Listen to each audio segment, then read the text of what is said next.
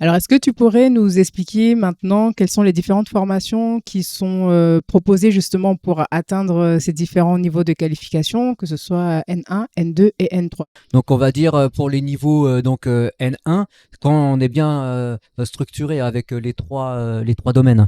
En niveau 1, on va ce qu'on appelle retrouver le TIP, donc le technicien informatique de proximité, qui était avant le TAI, technicien d'assistance en informatique. Donc l'appellation a changé là depuis septembre 2025.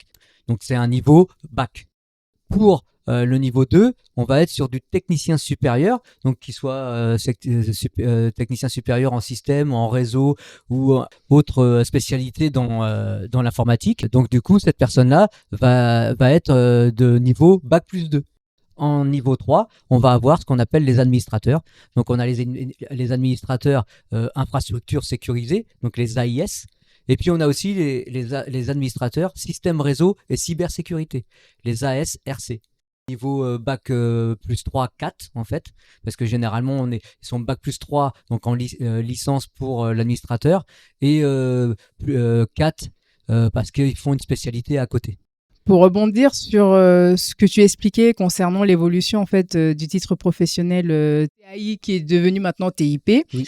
est-ce que ce changement d'appellation a également engendré des changements au niveau du contenu même de la formation pour le centrer davantage sur les missions du technicien helpdesk? Alors effectivement, en fait, le TIP, c'est pour ça que l'appellation a été changée au niveau national en proximité, puisque on redirige en fait le technicien à aller plus vers l'utilisateur, donc vraiment à être proche de l'utilisateur et expliquer en fait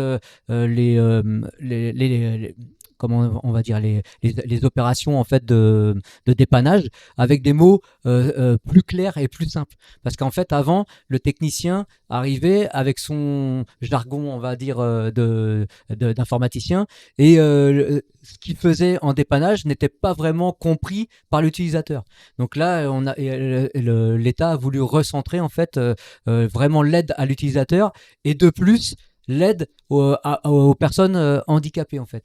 Donc pour aménager les postes etc, que ces choses-là n'étaient pas vraiment prises en compte. Avant en fait le technicien pouvait intervenir et puis on va dire allez en 5 minutes il a fini et puis il a expliqué tant bien que mal. Si la personne a compris tant mieux, sinon c'est pas grave. c'est pas grave on va dire c'est comme ça.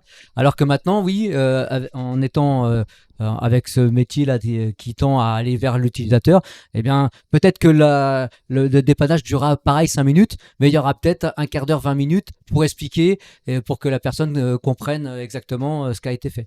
Donc oui, effectivement, il y a du technique, mais il y aura beaucoup plus de relationnel sur ces métiers. Et tu trouves que c'est justifié justement cette évolution? Est-ce que ton expérience en entreprise confirme qu'il y a de grosses lacunes dans le sens mauvaise pratique en fait au niveau des utilisateurs? Bien sûr. Bien sûr, beaucoup d'utilisateurs en fait utilisent l'outil informatique sans vraiment savoir l'utiliser. Donc, ce qui fait que vous allez intervenir sur des dépannages très basiques parce que la personne s'est trompée dans son mot de passe, donc elle peut plus se connecter à son ordinateur. Elle n'a pas allumé son écran, donc elle voit pas l'affichage. La multiprise n'a pas été branchée. Enfin voilà, des choses vraiment banales.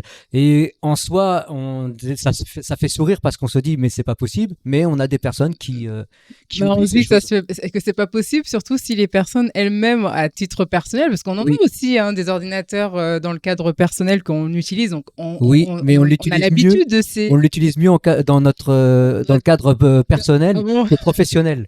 En fait, on a l'impression que quand on est à l'entreprise, l'ordinateur ne fonctionne pas de la même manière. Ok. Enfin, les personnes qui l'utilisent, ils ont l'impression que l'ordinateur, en fait, qu'ils ont en face d'eux, vu que c'est dans une entreprise, ne fonctionne pas pareil que chez eux, alors que c'est la même chose.